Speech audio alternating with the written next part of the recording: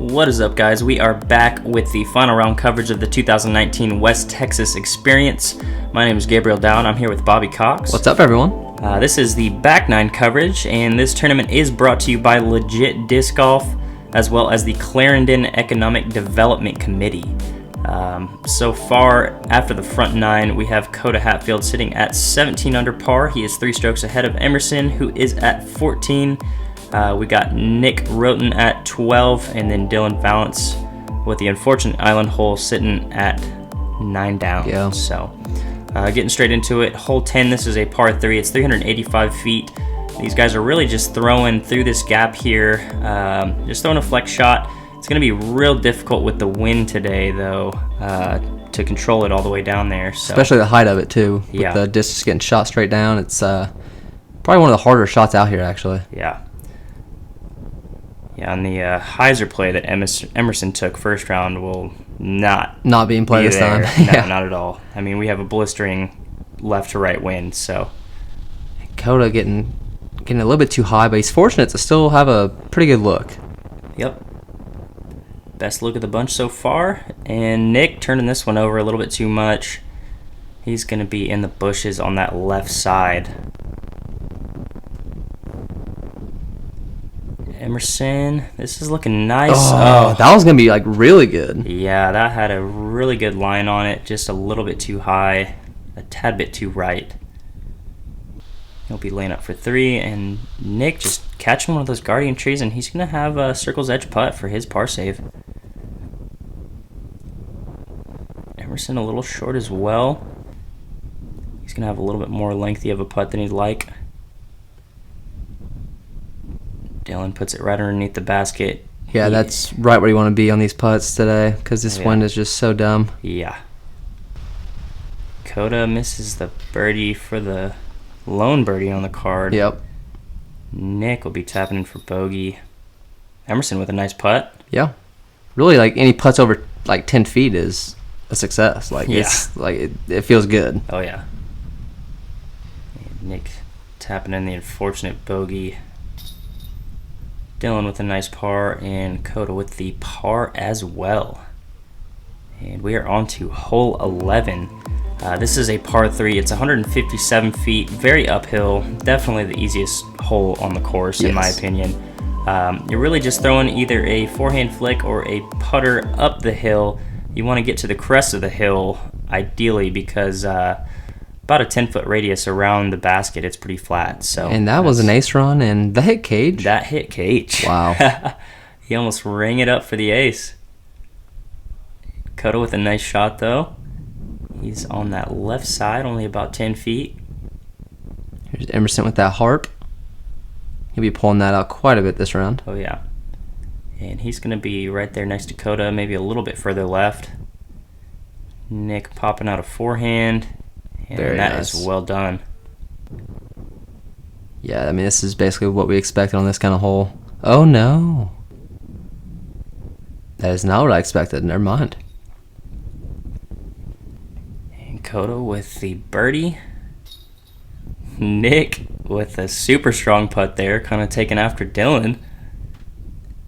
Dillon with a nice birdie as well. Looks like we got Emerson taking the lone par on the card. Yeah, you know he's frustrated there. Very frustrated. And he will stay at 14.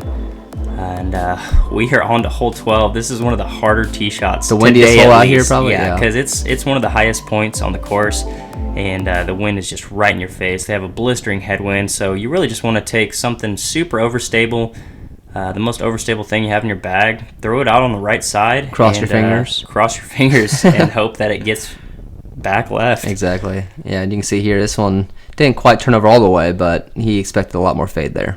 Yeah, he might have an interesting upshot from there. Here's Coda. I'm guessing this is his Ballista Pro. Yep, and he put a lot of hyzer on that one. Got rewarded. I mean, he's only about circle's edge, probably. Yeah. Here is Nick. Here we have Nick. Looks like he's put this one out a little bit too wide right, and he's going to be down the hill on that right side. He's going to have a tricky upshot from there. We got Emerson trying to bounce back from that par and a couple other miscues. And this one has flipped up too much on him, and he is going to be long right side behind that tree. He is not going to have an easy upshot from there as well. Wow, really good upshot there by Dillon. Yeah, that was really nice. He'll be tapping in for par. This is Nick. Yeah, we're going to be seeing a lot of spike hyzer angles, trying to cut through that wind. Yeah, and that looked decent, just a little bit too much speed on it. Got a little roll away down the hill, and that's layup zone. Oh no. That's the first time seeing that trusty Bruins do not what he wanted to do. Yeah, right? Usually it just crawls right up towards the pole. Here's Coda for a birdie. And that's a good miss there. He'll be able to tap in for 3. I mean, you really, if you're going to miss anything, hit the pole or hit the cage. Absolutely. And drop right next to the basket. Yeah. So Emerson with an unfortunate bogey. That's moving him to 13 under par, and just like that, Coda's got 5 strokes on him. Yeah, he's really creating that separation. Yeah. Dillon with a nice par. And Coda tapping in the par as well. Dropping the water as well. That is much needed. Hole 13, this is a par 3. It's 360 feet. This one is further back from the red pad. You're really just throwing a hyzer out on this right side. You want to try and hit the front side of this hill or even the dirt right in front of the basket to give yourself a look for the birdie. You do want to be careful of going long here because it does drop off behind the basket, and Coda is going to be pretty well short there. Here is Dillon. And that is... He has some nice flip up on that disc. Yeah, he did. He got a little bit too high and just stalled out. I mean, once it starts hyzering, that bottom of the disc gets exposed to the wind, and Absolutely. it just pushes it straight back. So, God, it just keeps climbing. yeah, this hole was definitely the worst wind hole of the tournament because you're kind of up on this hill, you're right next to the lake, and actually, from this point on, for the rest of the round, there was water moving sideways across the entire course from the lake. The wind was blowing flakes of water just all throughout the course, and yeah, it was insane. Yeah, it's not good whenever you have an expensive camera in your hand as well. Yeah. And Emerson's struggling to get that upshot close, and he's going to have to do another one. Yeah, he tried to throw that kind of upside down forehand grenade. Yeah. And the wind just got a hold of that, and his upshot's not that great either. He's going to most likely be in layup zone. Oh! Dude, Nick almost ringing it up with the 60-mile-an-hour wind gust help there. That'd been crazy. That would have been phenomenal, but instead he's got a tricky 20-foot putt now. Yeah. Oh, no. Oh, no. Oh, no. My... Wow. Literally... That was a boomerang. Yeah, Coda was just playing some boomerang. And no, he's not re-putting. That is where his disc landed. Yeah. So yes, he is re-putting. Yeah, yeah. And Emerson's just tired of this wind, so he's just going to do an upside-down layup just for the drop-in. Yeah, and as you guys can see, look at the white caps on the lake. Yeah. It's looking like the ocean out there because the wind. Nick making good for a par. Which is basically an eagle. Right on this hole. Jeez. Compared to everyone else. Dillon with a good par there as well, and Coda tapping in an unfortunate double. He is losing 2 strokes there. Well, lucky for him, Emerson also took a double. So. He did, yep. Hole 14, this is a par 3. From the blue pads, this is a blind shot. It carries right. We saw a couple guys throw a big turnover. We also saw a couple guys throw a forehand spike hyzer as well. I think that spike hyzer will be a little bit better of a play today with the left to right wind we have. As you can see, we have Dillon lining that up here. Yeah, I mean, you're just kind of throwing it up into the clouds and just letting it drop down. Yep, and that carried pretty nicely. Ooh, got a tomahawk?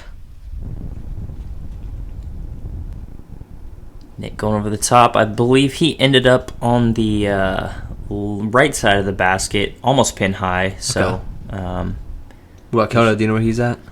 He is a little bit short of the basket, but has a long look for his too. Most likely just laying up. And Emerson just putting out a dime. Yeah, that's a nice shot. He is only about 25 feet for his birdie. Coda trying to ring it up, but he'll be tapping in for par. Yeah, I think Emerson and Nick are just in, well, I guess, and Dillon are in panic mode here, just trying to get every birdie they can possibly get. Yeah. Oh, wow. Dillon turned around knew that so immediately. fast. He knew wow. it immediately. There it is. And Emerson will move to 12 under par.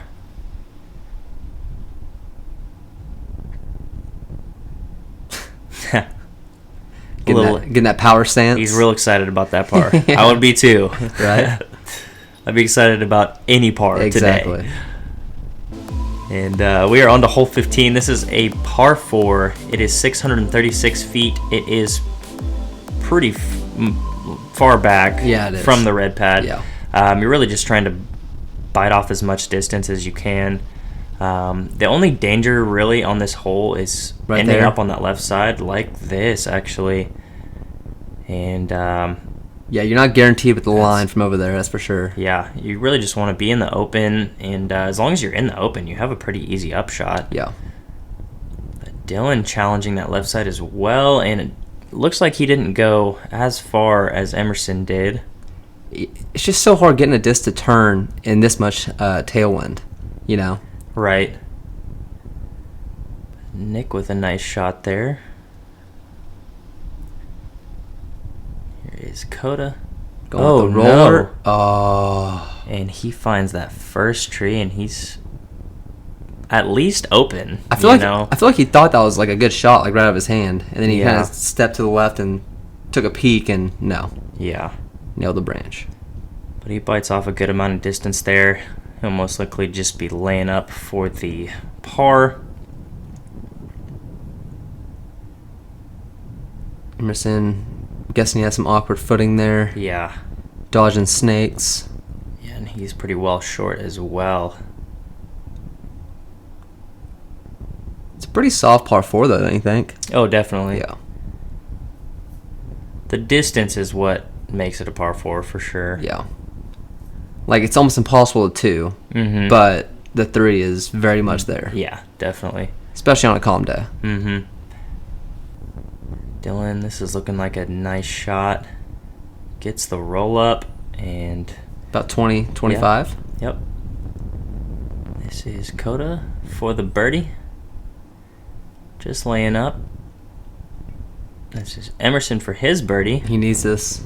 Yes, he does. Oh, yeah. You see how much that dropped? Yeah, that was so high up in the air. Look how fast boom, there it is. And just drops. That's like the 3rd time Coda's done that in the background of like a slow-mo long putt. Like he like puts his arms up and he like predicts it somehow. Mm-hmm. We're on to you, Coda. Oh, no. And that's what you were talking about earlier. My goodness. It's just getting those weird skips off the back or off the cage, and it just goes twice as far. Yep. Oh, that was such a good comeback putt too. Yeah, just didn't quite stick. He'll be tapping in for the bogey, I believe. Nick just a little bit too low. Nick tapping in for the par. Staying at 11 down. Coda tapping in for the par as well. Staying at 16. Emerson's made up some ground here in the last 2 holes. Absolutely. He's only 3 strokes back now going into the last 4 holes. Speaking of, this is hole 15A. It is a par 3, very similar to hole 11. It's 240 feet, very uphill. You're really just trying to land it right here next to the basket at the crest of the hill. You don't want to go too far left, which is why most of these guys are going to be opting for the forehand. And that's a good play from Emerson there, just hitting the top of the hill. He's only left with about 15 feet. Yeah, I gotta imagine these guys are trying to get up to that top level just so they don't have an elevation putt. But right. If you're up there, you also have kind of a death putt too, so kind of pick your poison. And Coda, tailwind kind of dropped that one a little bit.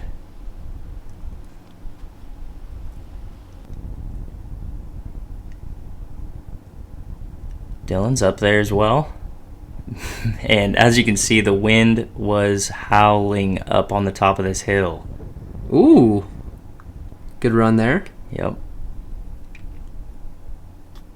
And Nick just a little bit too high, but that's not a bad miss. He'll be able to tap in for a par. Oh my goodness. I was actually just about to say the putts are starting to look better and better, and he's just gonna re-putt. He's just gonna re-putt. Yeah. Wow. That's so brutal. Yeah. Oh my gosh. And yeah. I couldn't even finish it. I know. And that was... Oh! I'm sorry to laugh. That is just so absurd. Yeah, and this is... We both played in a tournament that was pretty similar to this. Yeah, very similar. And Alma Greens, so we can relate. You guys were there. Yeah, we can relate to this. We were there with you. You have to just change your mindset and just try to have fun no matter what. I mean, it's so hard to actually take this serious and oh, that should have went in. No. No, I mean... You're just trying your absolute best, and whatever happens, happens. Yeah, exactly. Unfortunately, these guys are competing for, thousands of dollars, so the pressure's a little bit more on them than it was on us. Yeah. Dillon with the unfortunate double bogey, and that was very rough hole for our card. Yeah. Hole 16, this is a par 3. It's 285 feet, very downhill. You have a wall right in front of the basket. We've seen a bunch of guys just play for that. Just throw out a hyzer, throw it nice and low, and if you do hit that wall, you're only about 20 feet from the basket, so it's a decent play for sure. Yeah, Nick went way left there. He was probably pitching up. Yeah, his par. There is a right to left headwind on this hole, which doesn't make this hole easy at all. Did you see that? Wow. that went left immediately out of his hand. And here is Emerson trying to keep it lower than these other guys did, which is what you have to do. I mean, he's still on that left side. Yeah, even if you keep it low, that wind's just gonna take it so far left. I mean, I don't even know how you can get it straight enough. Yeah. I mean, Dillon's trying to overcompensate by playing way right, but even he's on the left side. Yeah. This is Coda just trying to lay up. And does that well. He'll be tapping in for a 3. Here we got Nick hiding behind the bush.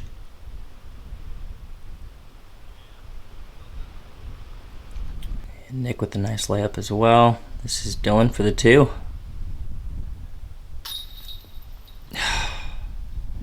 And he's had so many spit outs like nothing that. you can do about that one. Yeah, nothing at all. And he'll be tapping in for 3. Got Emerson here. Yeah, tapping in for the 3 as well. It's definitely frustrating after struggling throughout the round, not quite getting the height right, and then you finally just hit it perfect, and you still don't get rewarded from it. Yeah. But yeah, and I'm sure Emerson's feeling really frustrated right now because he had a chance to be within 1 or 2 strokes on that last hole and ended up taking a 5. So that is just really unfortunate. But we are on to hole 17. This is actually my favorite hole on the course. It's just an uphill bomb. You want to make sure to get to the crest of the hill, maybe even go deep a little bit, like we see Nick doing here. That's not bad at all. As long as you make it up here, you'll at least be able to lay up and take a 3. This green is definitely one of the more difficult playing holes today because of how high it is in elevation compared to the rest of the course. So you're just super exposed to the wind. So you're saying it's not raining right here? This is just the lake blowing over? It was slightly raining, but the majority of it I feel like was the lake water just blowing across the entire course. It was literally insane. I tried to wipe off my camera every 5 seconds, and then I'd pop up and it'd be wet immediately. Well, yeah, and I was thinking since it's coming down sideways, it'd be pretty hard to keep that lens clear. Yeah. As you can see here. And Nick just laying up there. He'll be able to hopefully tap in for a 3. You never know today, though. If you're not dunking it, it's not guaranteed. Yeah. There he is. Dillon with a nice birdie. That is such a good birdie on this hole today. That makes me feel so good. Just the fact that he made that. That is an eagle in my book for today. Yeah. Like, that's great.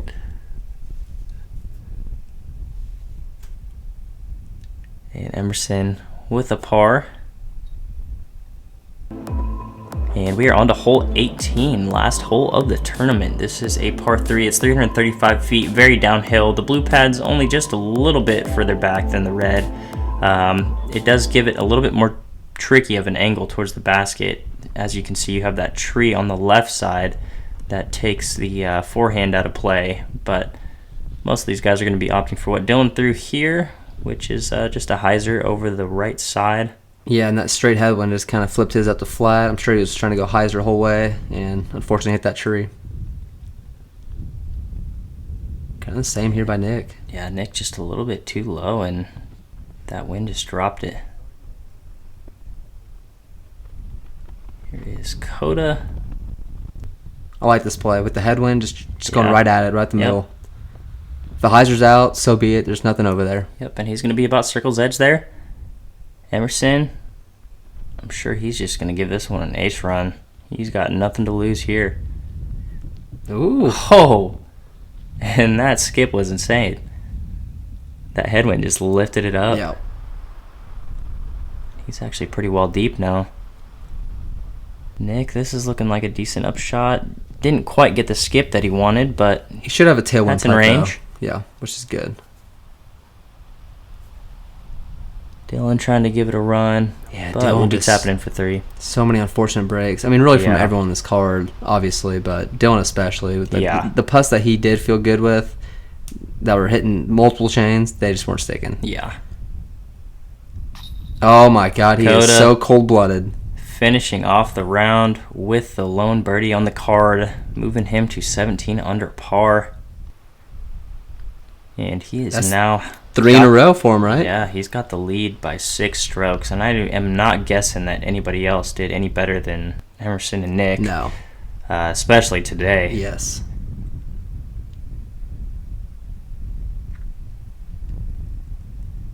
Dillon tapping in the par as well. He will finish the tournament at 8 under par, and we got Coda winning by 6 strokes to a tie for second place. Nick, Rowton, and Emerson Keith, they ended at 11 under par, and Dillon still taking outright fourth with the 8 under finish. So congrats to Coda. 3 in a row. 3 in a row, 127th win, and always nice to see an Oklahoma win. Yeah, for some reason it's still not getting old. Like, it's still it gets more impressive each time. Yeah, absolutely. Well, hopefully he can carry the train into these next few tournaments that he plays. Absolutely. Yeah, if you guys enjoyed, make sure you hit that like and subscribe. You can check us out on Instagram, Twitter, and Facebook, and we'll see you guys for the next tournament.